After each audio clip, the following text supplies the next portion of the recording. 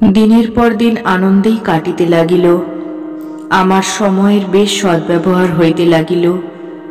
আমি যেখানে যাহাকে পাইতাম সকলকে আনিয়া নৃপেন সাধুর চরণাশ্রয়ে পৌঁছাইয়া দিতাম এবং সকলে সাধু সন্দর্শনে আনন্দে ভরপুর হইয়া উঠিত। পথে ঘাটে ঘরে বাইরে সকল স্থানেই নৃপেন সাধুর মাহাত্ম্য শ্রুত হইতে লাগিল। আমিও ক্রমশ একটির পর একটি করিয়া সাধুর পরীক্ষা করিতে লাগিলাম। সাধুর পরীক্ষা করা আমার স্বভাব। কাশীতে যখন 6 বৎসর ছিলাম তখনও কোথায় কে সাধু আছে খুঁজিয়া বেড়াইতাম এবং এক একজন করিয়া নানারূপ পরীক্ষা করিয়া ছাড়িতাম। একবার দুর্গাবাড়ির প্রায় 1 ক্রোশ দক্ষিণ পশ্চিমে এক সাধুর তপবনে সবান্ধবে গিয়া উপস্থিত হইয়াছিলাম। শুনিয়াছিলাম সাধুটি প্রায় মাটির নিচে এক গহ্বরে থাকিতেন। আমাদের সৌভাগ্যবশত সেদিন তিনি উপরেই ছিলেন। উন্নত সাধক, ভক্তের সংখ্যাও নিতান্ত কম নয়। প্রথম দিন কোনো কথাবার্তা না বলিয়া কেবল 2-1টি অবস্থা দেখিয়া চলিয়া আসিলাম। পরে আর একদিন একাকী সেই আশ্রমে গিয়া উপস্থিত হইলাম। তখন আমার এক বন্ধু পিতৃহীন হইয়া মস্তক মুণ্ডিত করায় আমিও মস্তক মুণ্ডিত করিয়াছিলাম। সেই মুণ্ডিত মস্তকে একটি হিন্দুস্তানি টুপি, গায়ে একটি ভালো আলস্টার, পায়ে পামসু ও হাতে একগাছি ছড়ি লইয়া ফিটবাবু সাজিয়াই সেদিন গেলাম। কারণ প্রথম দিন দেখিয়াছিলাম সাধুটি বাবু দেখিলে একটু বিশেষ সম্মান করেন এবং জলযোগের ব্যবস্থা করিতেও আদেশ করেন। শুধু তিনি কেন, এখনকার দিনে অধিকাংশ সাধু সন্ন্যাসী ওই সংক্রমক রোগে আক্রান্ত। ওইরূপ বাবু বেশে আমি যাওয়া মাত্র চেলা চামুন্ডারা এদিক ওদিক ছোটাছুটি করিতে লাগিল। কেহ বসিতে আসন দেয়, কেহ পাখা দেয়, কেহ বা সাদর সম্ভাষণে আপ্যায়িত করে। দেখিয়া শুনিয়া আমি মনে মনে হাসিতে লাগিলাম। ভাবিলাম, সেদিনের উপেক্ষা আর এদিনের এই আদর, কি বিসদৃশ্য অবস্থা। এদিন আবার ভাগ্যক্রমে সাধুটি গুহাতেই ছিলেন।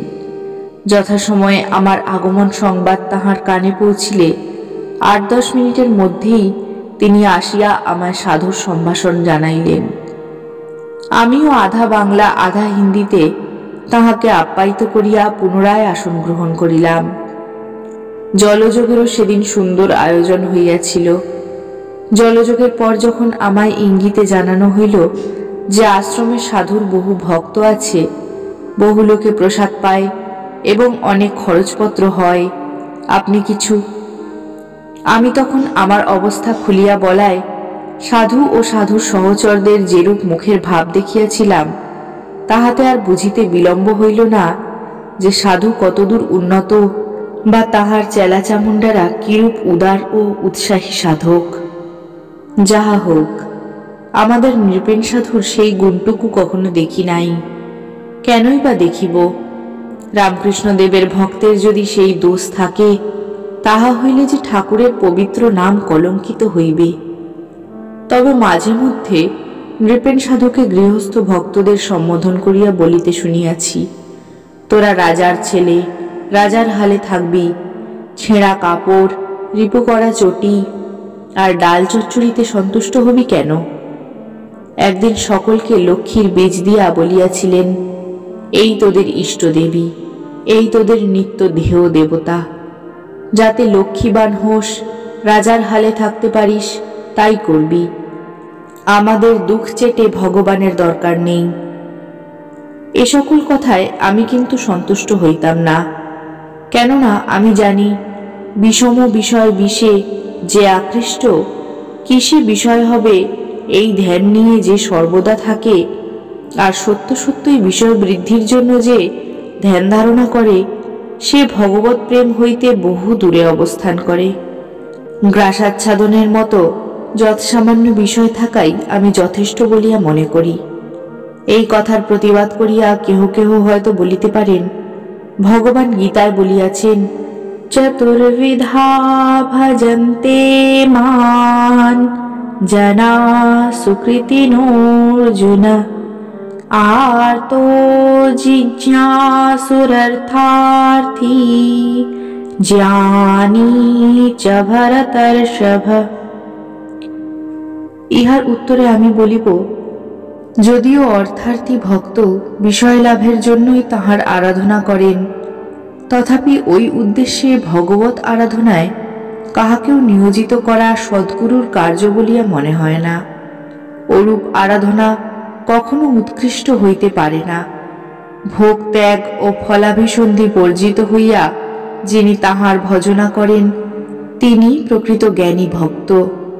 যেহেতু ভোগের দ্বারা কখনো কামের নিবৃত্তি হয় না, অগ্নিতে ঘৃতাহুতি দিলে যেমন তাহার বৃদ্ধি হয়, সেইরূপ বিষয় ভোগ দ্বারাও বাসনা বৃদ্ধি হইতে থাকে। গীতাতেই আছে, বিহায় কামান সর্বান পুমাংশ্চরতি নিষ্পৃহঃ নির্মমো নিরহংকারস শান্তিমধিগচ্ছতি। অর্থাৎ যিনি সকল বাসনা ত্যাগ করিয়া জীবনের উপর মমতা শূন্য হইয়া আমি আমার ভাব বিসর্জন পূর্বক উপাসনা রাজ্যে বিচরণ করেন, তিনিই প্রকৃত শান্তি লাভ করিয়া থাকেন। শুধু তাহাই নহে, উপভোগের নিমিত্ত যিনি যেরূপ কর্মের অনুষ্ঠান করেন, তিনি সেই কর্মফল ভোগ করিবার জন্যই সেইরূপ স্থানে জন্মগ্রহণ করেন। আর যিনি আত্মধর্ম অবগত হইয়া বিষয় বিতৃষ্ণাপূর্বক উপাসনায় ব্রতী হন, ইহজন্মেই তাহার কর্ম শেষ হইয়া যায়, পুনঃ পুনঃ যাতায়াত করিতে হয় না। ইহাই শাস্ত্রমত। যাহা হোক, আমি জানি আমায় ধন দাও, আমায় পুত্র দাও করিলেই যে ইহজন্মেই আমি ধনবান পুত্রবান হইব আর আমার দুঃখ ঘুচিয়া যাইবে, তাহা হইতে পারে না। আর তাহা হইলে রাস্তার ভিখারীরা কিছুদিন পরে এক একটা ধনী হইয়া যাইত, অপুত্রক ধনীদিগেরও আর পুত্রের অভাব থাকিত না, দেশের দুঃখ দারিদ্র্যও ঘুচিয়া যাইত। কিন্তু তাহা হইতে পারে না। এই উপাসনা কেবলমাত্র যাতায়াতের জন্যই কর্মফল সঞ্চয় করে। আমি পূর্বজন্মে যেরূপ কর্ম করিয়া আসিয়াছি, সেরূপ ফল আমায় ভোগ করিতেই হইবে। যাহা হোক, এ বিষয়ে অধিক আলোচনা নিষ্প্রয়োজন। তবে সাধু বাবার ওই সকল কথাগুলি আমার রুচি বিরুদ্ধ হইত, তাই এত কথা বলিতে হইল। সাধুর সহিত এতদূর মিশামিশির পর একদিন ঠাকুরকে স্বপ্নে দেখিলাম।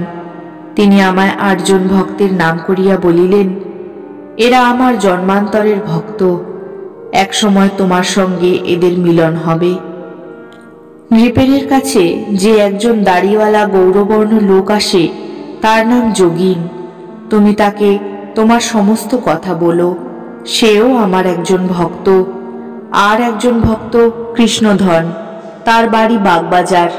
তুমি তার বাড়ি গিয়ে তার সঙ্গে আলাপ করে এসো। এই 2 জনের কাহারও সহিত ইতিপূর্বে আমার আলাপ ছিল না। ঠাকুরের আদেশ মতো ইহাদের সহিত আমি আলাপ করিয়াছিলাম। যোগেন্দা সে সময় হইতে আমায় বিশেষ ভালোবাসিয়া আসিতেছেন এবং কৃষ্ণধনের সহিত ঘনিষ্ঠভাবে পরিচিত হইয়াছি। একদিন কয়েকজন বন্ধুর সহিত কৃষ্ণধনের বাড়ি গিয়াছিলাম। আমার বেশ মনে আছে, সেদিন তাহার শ্বশুরবাড়ি হইতে তত্ত্ব আসিয়াছিল। আমরা তাহার শ্বশুরবাড়ির আম ও সন্দেশ খাইয়া আসিয়াছিলাম। তখন কৃষ্ণধনের সহিত তেমন ঘনিষ্ঠতা হয় নাই। পরে যেভাবে হইয়াছিল যথাস্থানে বিবৃত করিব।